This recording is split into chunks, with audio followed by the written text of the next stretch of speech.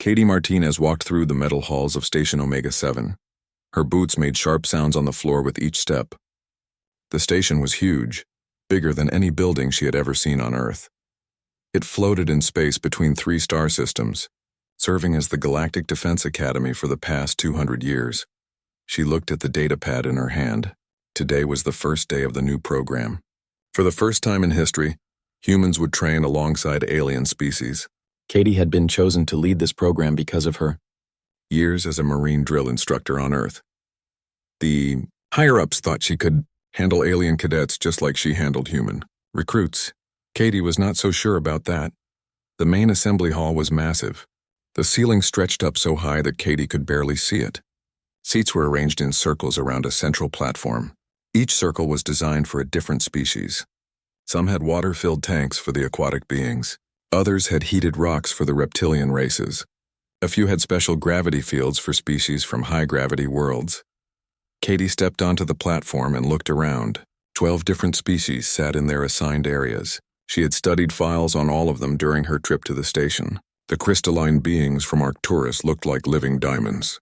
They could control energy fields with their minds. The Kalari from the ocean world of Tidal Prime had 6 arms and could think faster than any computer. The insect-like hive workers moved as one unit, sharing thoughts through chemical signals. But Katie's eyes stopped on one group. The Vorthans sat in the largest section. They were tall, covered in dark green scales with yellow eyes that seemed to burn with inner fire. They had ruled half the galaxy for over 1,000 years. Their military was feared across all known space. One Vorthan stood out from the rest. He was bigger than the others with scars across his neck and arms. His scales were darker, almost black. Katie checked her data pad. His name was Zexthul, son of a war chief, grandson of a fleet commander. His family had won more battles than most species had even fought. Katie activated the platform's speaker system. Her voice echoed through the hall. "Welcome to the Galactic Defense Academy. I am Katie Martinez, your new training coordinator. For the next 6 months, you will train together as one unit. You will learn to fight together, work together, and trust each other with your lives." A low rumble came from the Vorthan section. Katie could not understand their language, but she knew angry voices when she heard them. Zexthul was speaking to his fellow cadets. His yellow eyes never left Katie's face. "I know some of you have questions about this program," Katie continued.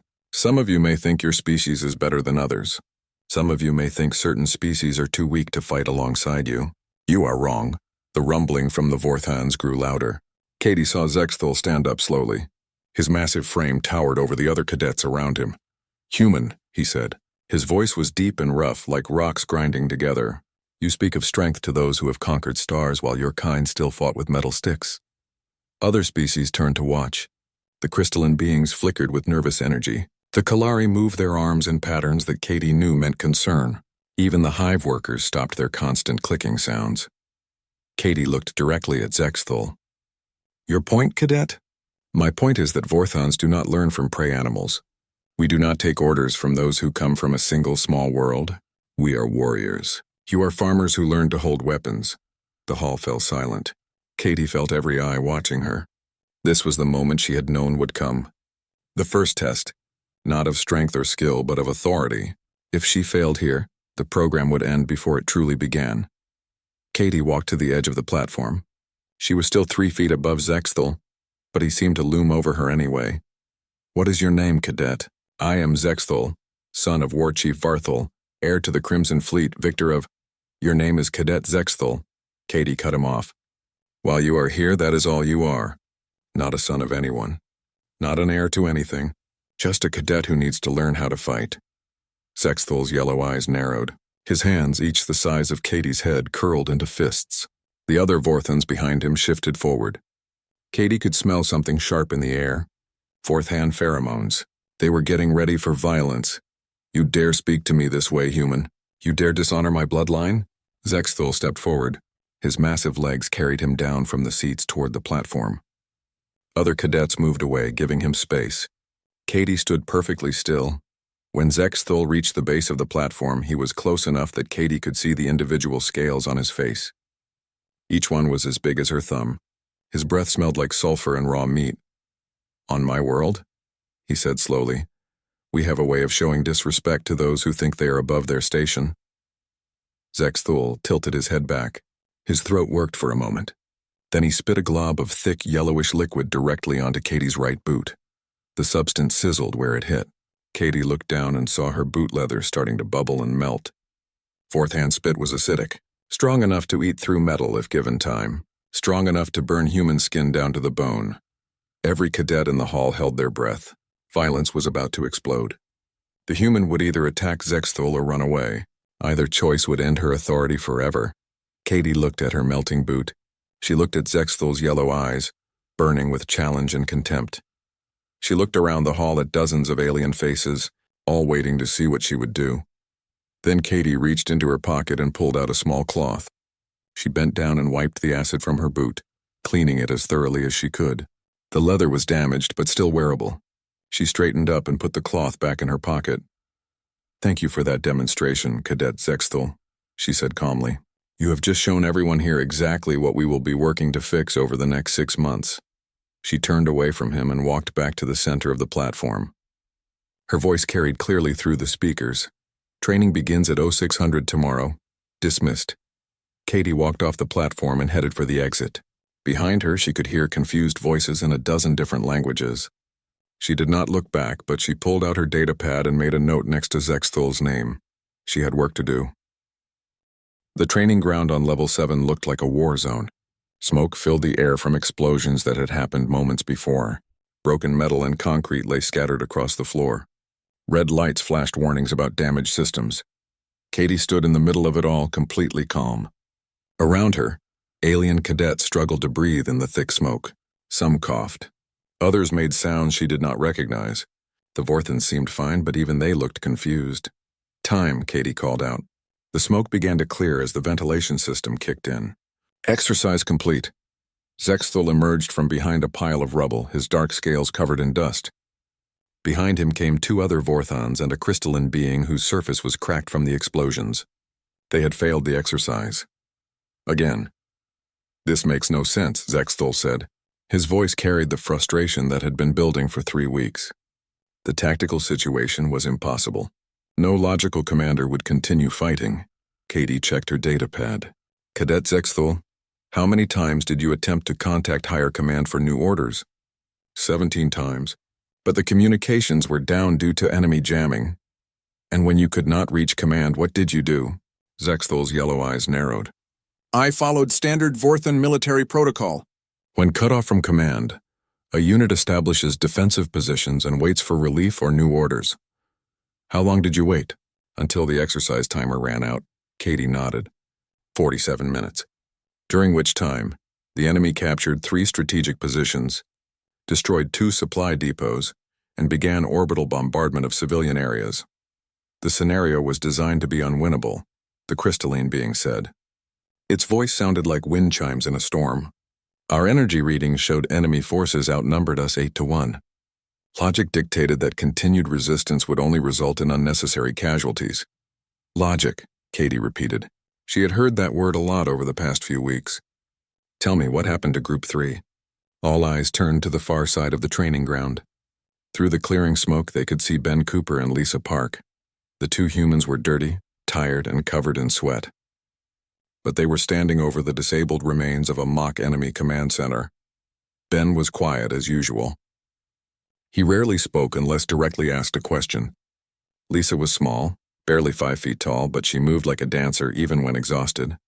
Both of them had completed the same impossible scenario that had stopped the alien cadets. Group 3 succeeded, Katie continued, despite facing the same 8-1 odds, despite losing communications, despite having their escape route cut off twice. Zexthul turned to stare at the 2 humans. "How?" Katie walked over to a wall display and activated the replay system. The training ground filled with holographic images showing the exercise from the beginning. "Watch closely," she said. The replay showed both groups starting in identical positions. At first, both teams moved according to standard military doctrine. They established communication with command, assessed enemy positions, and prepared defensive strategies. Then the communications went down. The alien team, led by Zexthul, did exactly what their training told them to do. They found the most defensible position and waited. They conserved ammunition. They avoided unnecessary risks. They followed every rule of logical military engagement. The human team did something different. When Ben realized communications were down, he did not look for a place to hide. Instead, he studied the enemy patrol patterns for 10 minutes. Then he led Lisa on a series of seemingly random attacks on enemy positions.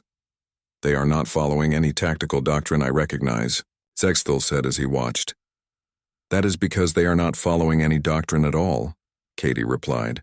"They are adapting to the situation moment by moment." The replay continued. Every time the enemy responded to one of Ben's attacks, he changed tactics completely. When they reinforced the left flank, he attacked from the right. When they brought in air support, he went underground. When they cut off his retreat, he advanced instead.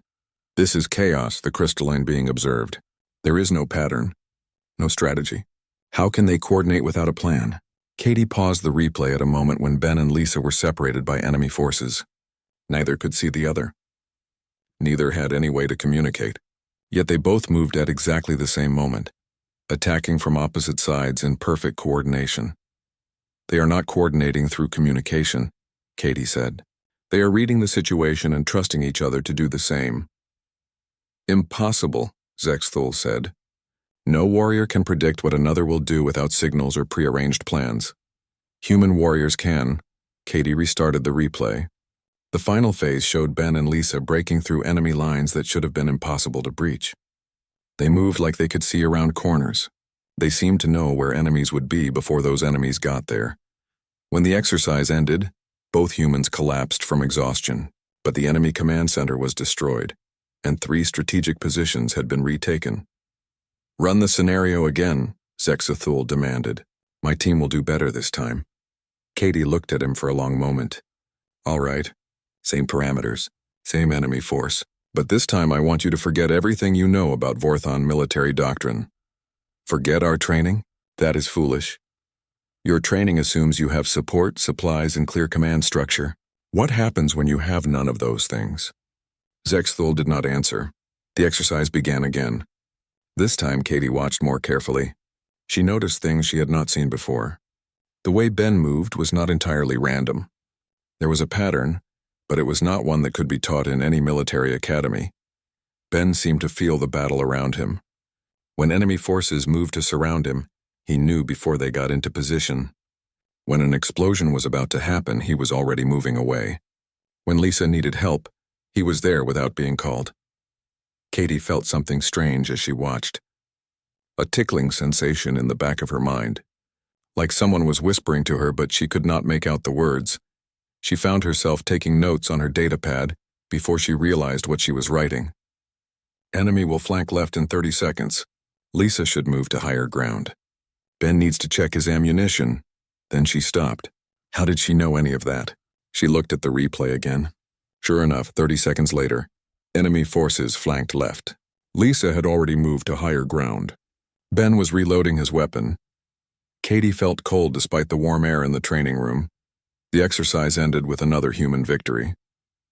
Zexthal and his team had done better this time, but they still failed to complete the mission.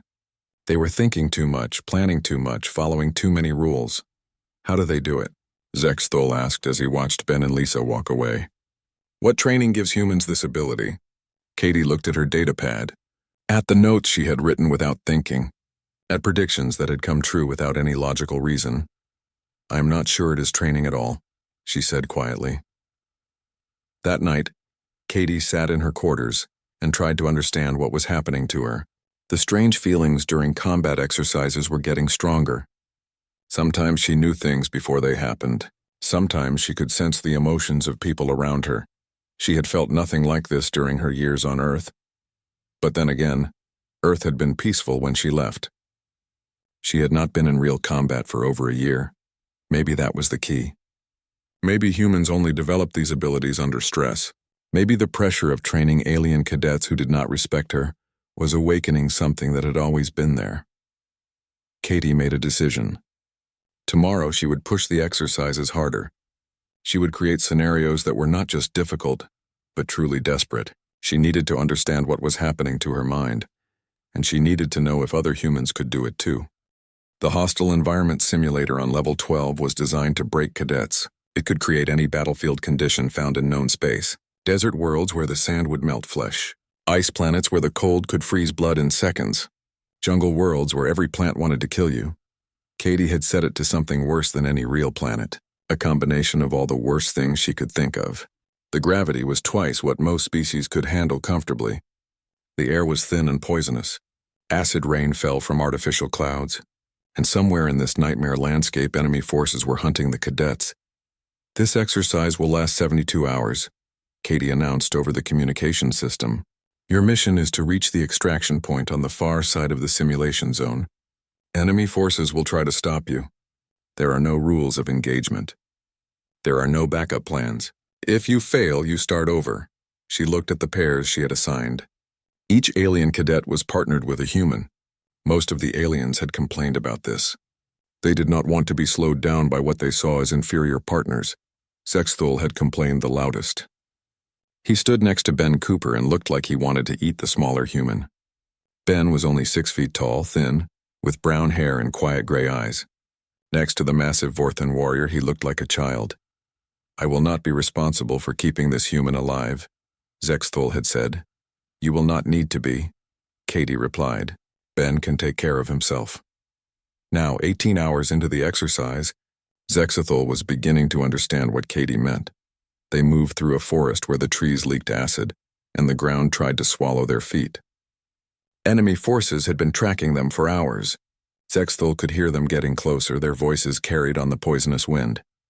We need to find high ground, Zexthul said. Establish a defensive position and call for extraction. Ben shook his head. No extraction. We keep moving. That is not logical. We are outnumbered 15-1. Our weapons are nearly empty. The enemy knows our position. Then we change our position. Ben started walking deeper into the forest, away from high ground, away from defensible positions, toward the sound of enemy voices. Zexthul grabbed Ben's shoulder. Human, you will get us both killed. Ben looked at him with those gray eyes. For a moment, Zexthul felt something strange. Like Ben was looking through him instead of at him. Like he could see things that were not there. Trust me, Ben said. They moved for another hour. The enemy voices grew louder. Zexthul counted at least 20 different speakers. Maybe more. All of them were closing in, then Ben stopped. What is it? Zexthul whispered. They are about to surround us, Ben said. In about 30 seconds, 3 groups will attack from different directions. We need to be somewhere else. How do you know that? Ben did not answer. He was already moving, climbing up the trunk of a tree whose bark burned his hands. Zexthul followed, his scales protecting him from the acid. 28 seconds later, enemy forces attacked the spot where they had been standing. Zexthul stared at Ben. How did you know? I could feel them moving. Feel them? From this distance? Ben pointed to a ridge about half a mile away. 2 snipers there. They have been watching us for 10 minutes. He pointed in another direction. Heavy weapons team there. They are setting up to block our escape route. He pointed a third time. Command post there. If we can reach it, we can disrupt their whole operation. Zexthul looked where Ben was pointing. He could see nothing. His Vorthan eyes were sharper than human eyes, designed for hunting across vast distances. But he saw no snipers, no weapons team, no command post. You are guessing? No, Ben said. I am not. What happened next changed everything Zexthul thought he knew about humans. Ben dropped from the tree and started moving toward the enemy command post. Not carefully, not tactically. He moved like he knew exactly where every enemy soldier would be at every moment. He slipped between 2 patrols that should have seen him. He avoided a tripwire that Zexthul never would have noticed. He threw a rock in one direction while moving in another, and enemy forces rushed toward the sound. Zexthul followed, struggling to keep up. Ben was moving faster than should have been possible in the heavy gravity. He seemed to know which trees would support his weight and which would collapse. He stepped over hidden holes that would have swallowed Zexthul whole. This is impossible, Zexthul muttered. They reached the edge of the enemy camp. 20 soldiers were positioned around a central command unit. All of them were armed with weapons that could punch through Vorthan battle armor. There was no way 2 people could attack this position and survive. Ben pulled out his last 2 grenades. When I throw these, count to 5 and then charge the command post. That is suicide. Trust me. Ben threw both grenades. Not at the command post. Not at the largest group of enemies. He threw them at two specific spots that seemed completely random. The explosions lit up the forest. Enemy soldiers dove for cover, but not the way Zexthel expected.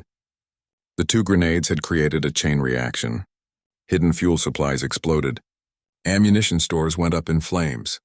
Tree branches fell exactly where they needed to fall to block enemy lines of sight. In 5 seconds, 20 organized soldiers became 20 confused individuals who could not see each other or coordinate their actions. Now, Ben said, they charged. What followed was not a battle. It was something else entirely. Ben moved like he could see 5 seconds into the future. Every time an enemy soldier aimed at him, he was already somewhere else. Every time someone tried to block his path, he found a route that should not have existed. Zexthel found himself following Ben's movements without thinking about it. When Ben went left, Zexthel went right. When Ben dove for cover, Zexthel provided covering fire. They moved together like they had trained for years, even though they barely knew each other. Ben reached the command post and destroyed it with his bare hands. The enemy communications went silent. Without coordination, the remaining soldiers began to retreat. The attack had lasted 4 minutes. 20 enemy soldiers had been neutralized by 2 fighters who should have been dead before they took 10 steps. Ben collapsed next to the destroyed command post. His hands were shaking. His eyes were unfocused. Blood ran from his nose. Ben, Zexthel said, how did you do that? Ben looked at him with eyes that seemed to be seeing something far away. I do not know, he whispered.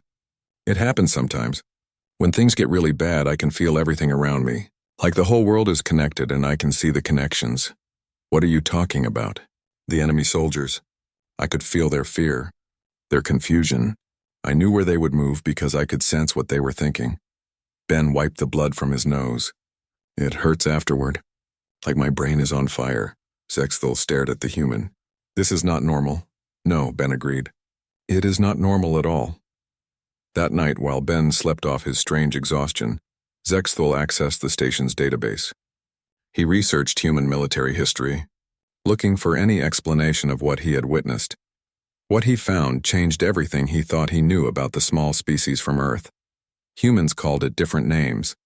Flow state, battle trance, berserker rage, the zone. But they all described the same thing. A mental state where human warriors could transcend normal limitations and perform impossible feats. The database contained thousands of historical examples. Human soldiers who fought on after taking wounds that should have killed them. Pilots who flew damaged aircraft through maneuvers that defied physics. Strategists who won battles against overwhelming odds by making decisions that seemed to come from nowhere. Scientists had studied the phenomenon for centuries. They found changes in brain chemistry during these states, altered neural pathways, enhanced pattern recognition, in rare cases, something that looked almost like telepathy. Most humans never experienced anything like this. It only happened under extreme stress when normal responses were not enough to survive, and for most humans it was limited to brief moments of enhanced intuition or reflexes. But some humans could access these states deliberately. Warriors who had been through enough desperate situations that their minds had learned to reach beyond normal limits. Zexthel read until his eyes burned. The more he learned, the more he understood why humans had survived on their death world. They had not just adapted to constant danger, they had evolved beyond normal consciousness itself. When he finally closed the database, Zexthel looked at Ben sleeping nearby. The quiet human who rarely spoke had just demonstrated abilities that no Vorthon warrior possessed. Abilities that no known species possessed. For the first time in his life, Zexthel felt something he had never experienced before when looking at another species. He felt respect. Katie stood in the medical bay, watching doctors examine Ben Cooper. The human was conscious now, but still weak from whatever had happened to him during the exercise. His brain scans showed unusual activity in areas that normally stayed quiet. Dr. Veltar, the station's chief medical officer, was a tall being with 4 arms and silver skin. She had been studying alien physiology for decades, but human biology still puzzled her. I have never seen patterns like this, Dr. Veltar said, pointing to the brain scan. These neural pathways should not be active at the same time. It is like his mind was operating on multiple levels of consciousness simultaneously. Katie felt that strange tickling sensation in her head again.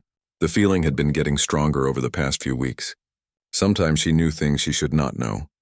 Sometimes she could sense what people were feeling even when they tried to hide it.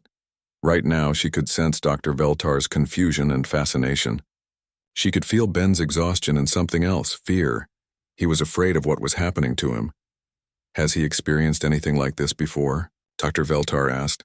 I do not know, Katie replied, but even as she said it, she somehow knew that Ben had experienced this many times, usually in combat situations on Earth. He had never told anyone about it because he did not understand it himself. How did she know that?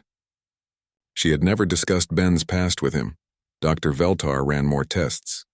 Each one showed the same thing. Ben's brain had been operating far beyond normal human capacity, not just faster thinking or better reflexes, something entirely different, something that current science could not explain. I need to run these tests on other humans, Dr. Veltar said. If this is a common human trait, it could change our understanding of your species completely. Katie felt a chill run down her spine. What do you mean? Every spacefaring species we know evolved as apex predators. We developed intelligence to become better hunters, better killers. Our brains are designed for logic, strategy, and dominance. Dr. Veltar pointed to Ben's brain scan again. But this shows a completely different type of intelligence.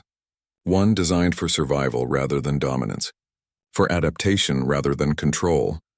I do not understand. Think about it. Most species conquered their homeworlds before reaching space.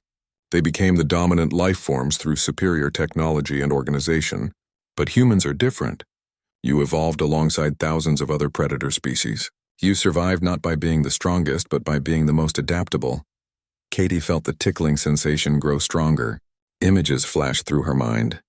Earth's history, humans hiding from saber-toothed cats, running from cave bears, surviving ice ages and volcanic winters, always prey, always hunted, always needing to think faster and adapt quicker than the things trying to kill them. You think this gave us different mental abilities? I think it gave you abilities no other species has ever needed to develop, Dr. Veltar said. The capacity to transcend normal consciousness when survival demands it. An alarm suddenly blared through the medical bay. Emergency lights flashed red. The station's communication system crackled to life. All personnel to emergency stations. Hull breach in Section C7. Repeat, hull breach in Section C7. Katie felt her heart race. Section C7 was where the junior cadets were having their final exam. Over 60 young beings from 12 different species. If the hull breach was large enough, they could all be sucked out into space. She ran toward the nearest transport tube, but something made her stop. The tickling sensation in her head had become a roar. Images flooded her mind. She could see Section C7 as clearly as if she were standing there. The hull breach was not in the main exam area. It was 3 levels below, in a maintenance corridor. But the damage was spreading. Support beams were failing. In approximately 4 minutes, the floor of the exam area would collapse, sending all the cadets into the vacuum of space. How did she know this? She had never been to Section C7. She had never seen the blueprints for that part of the station, but somehow she could see every pipe, every support beam, every structural weakness. Katie grabbed her communicator. This is Martinez. Do not evacuate the cadets through the main exit. The floor is about to collapse. They need to go up, not out. Martinez, what are you talking about? Came the reply from the emergency coordinator. Our sensors show the breach is contained. Standard evacuation procedures are in effect. Your sensors are wrong. The damage is spreading through the support structure. You have less than 4 minutes before catastrophic failure. How can you possibly know that from where you are? Katie could not answer that question. She did not know how she knew, but she could feel the station around her like it was part of her own body. She could sense the stress in the metal, the pressure building in damaged areas, the cascade of failures that was about to happen. Just trust me, she said. 3 minutes and 47 seconds later, the floor of Section C7 collapsed exactly as Katie had predicted. But the cadets were not there. They had been evacuated upward through maintenance shafts that most people did not even know existed. 63 young lives were saved because Katie somehow knew things she could not possibly know. Word spread through the station within hours. The human instructor who could see through walls, who could predict structural failures from miles away, who had abilities that no other species possessed. Zexthul found Katie in her quarters that evening. The massive Vorthon filled her doorway, but he was not aggressive. He was curious, and perhaps a little afraid. "We need to talk," he said. Katie let him in. He sat on the floor because her furniture was too small for him. For a long moment they looked at each other in silence. "What are you?" Zexthul finally asked. "I am human. That is not what I mean, and you know it." Zexthul's yellow eyes seemed to burn in the dim light. "I have studied your species since the exercise with Ben. I have read your history. I have learned about your evolution. But today you did something that should be impossible." Katie felt tired. The strange episode during the emergency had drained her more than she expected. Her head still ached from whatever had happened to her mind. "I do not know what happened to me," she said honestly. "I saw things I should not have been able to see. I knew things I should not have been able to know.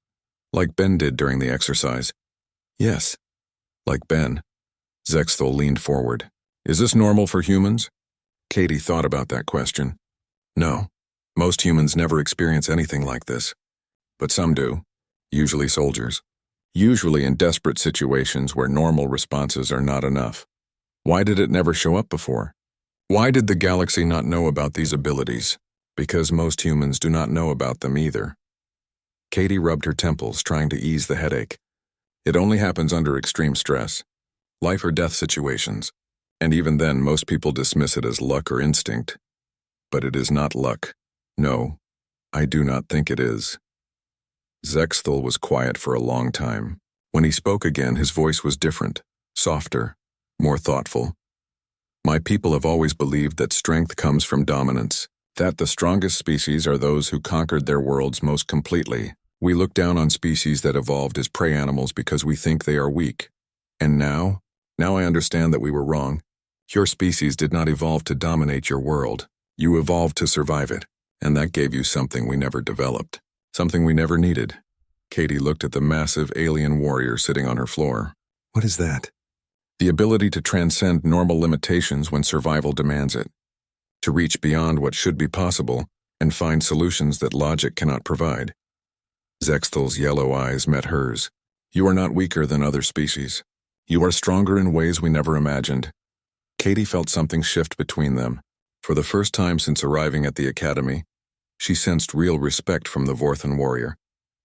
Not the grudging acknowledgement of superior authority, but genuine respect for what humans could do. "There is something else," Zexthul said. "During the exercise with Ben, I felt something. When we were fighting together, moving in perfect coordination, I sensed his thoughts for a moment. Just a flash, but it was there." "What are you saying?"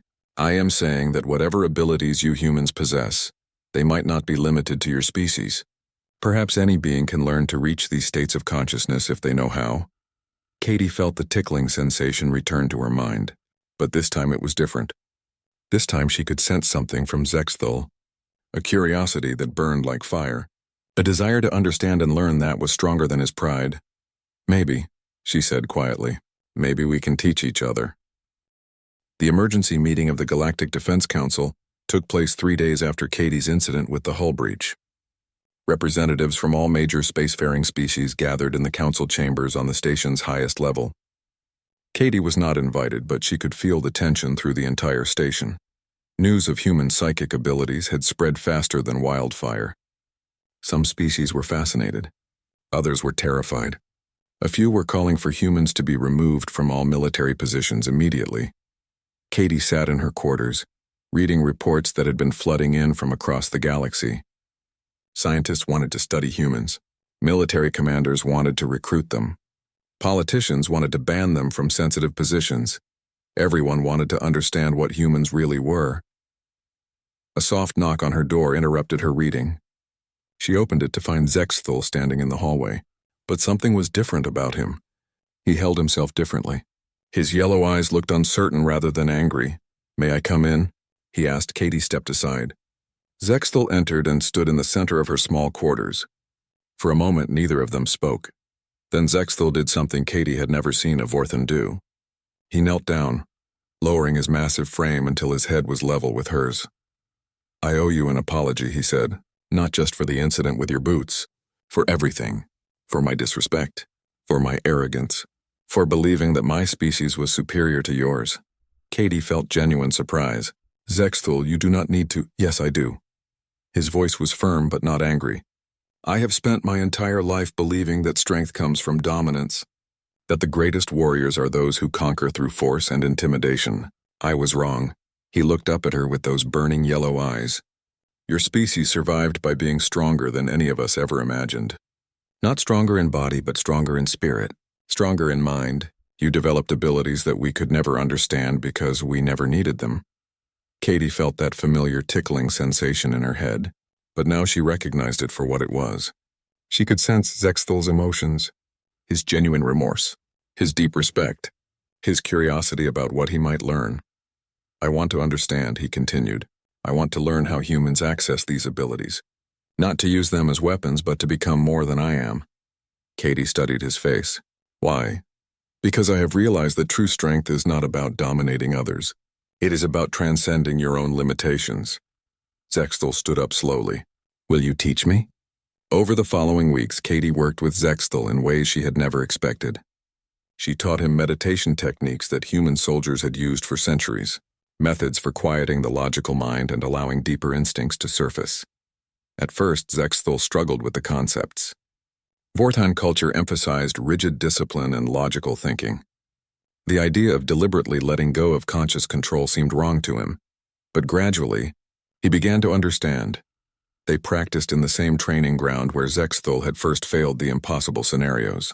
Katie created situations that required split-second decisions and perfect timing, scenarios where logical thinking was not fast enough. Do not think about what you should do, Katie instructed. Feel what you need to do. Zexthul closed his yellow eyes and tried to sense the training environment around him. At first, nothing happened. Then slowly he began to feel something. A subtle awareness of movement and energy that he had never noticed before. I can sense the mock enemies, he said with wonder. Not see them. Feel them. That is the beginning, Katie said. Now trust what you feel. The breakthrough came during their third week of training. Zexthul was facing a scenario similar to the one that had broken him months earlier. Overwhelming odds. No logical solution. No hope of victory through conventional tactics. But this time, instead of following Vorthan military doctrine, Zexthul let go of conscious thought. He moved without planning. He attacked without strategy. He trusted his instincts instead of his training. Katie watched in amazement as the massive Vorthan warrior began to move with fluid grace. His attacks came from unexpected angles. His defensive moves seemed to anticipate enemy actions before they happened. For 30 seconds, Zexthul fought like Ben had fought. Like Katie had seen during the station emergency. He transcended normal limitations and touched something beyond ordinary consciousness. When the exercise ended, Zexthul collapsed to his knees, breathing heavily. His eyes were wide with shock and wonder. I felt everything, he whispered. The entire battlefield. Every enemy. Every movement. It was like being connected to something larger than myself. Katie knelt beside him. Now you understand what humans have been carrying for thousands of years. Word of Zexthul's success spread through the academy. For the first time in galactic history, a non-human had demonstrated human-like psychic abilities. Scientists were baffled. Military commanders were intrigued. The entire galaxy began to reconsider what they thought they knew about consciousness and evolution. 3 months later, Katie stood in the same assembly hall where Zexthul had once spit on her boots. But everything was different now. The hall was packed with cadets from dozens of species. All of them had volunteered for the new Interspecies Special Operations Training Program. All of them wanted to learn the techniques that humans had developed. Katie wore a new uniform with insignia she had never expected to see. Commander of Advanced Tactical Training.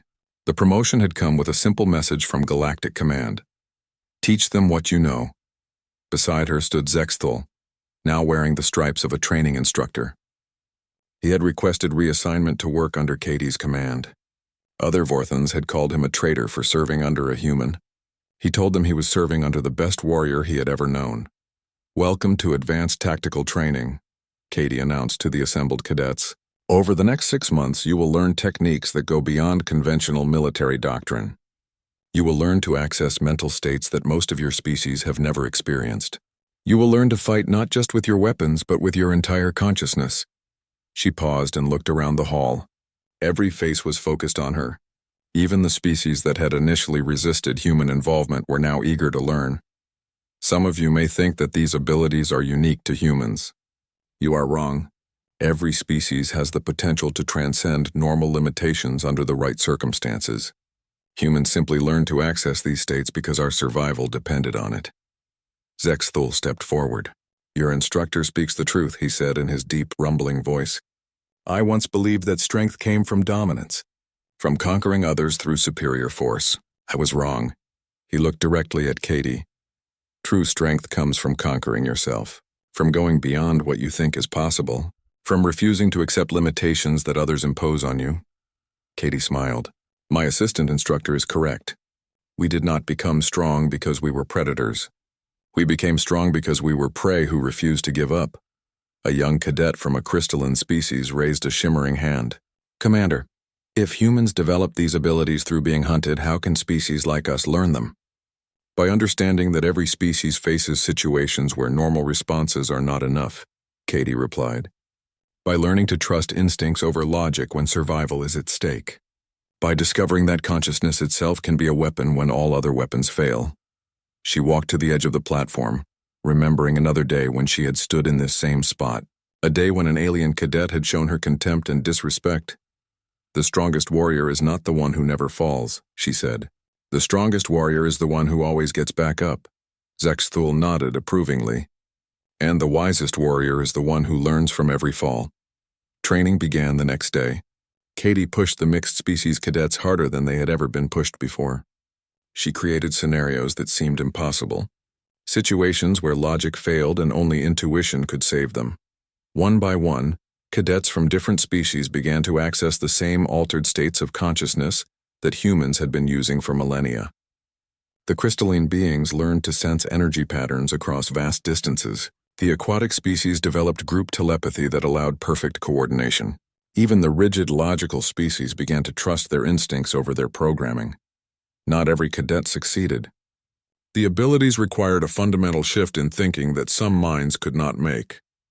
But enough succeeded to prove that consciousness itself was more flexible than anyone had imagined. 6 months later, the first graduating class of the Interspecies Special Operations Program produced warriors unlike any the galaxy had ever seen.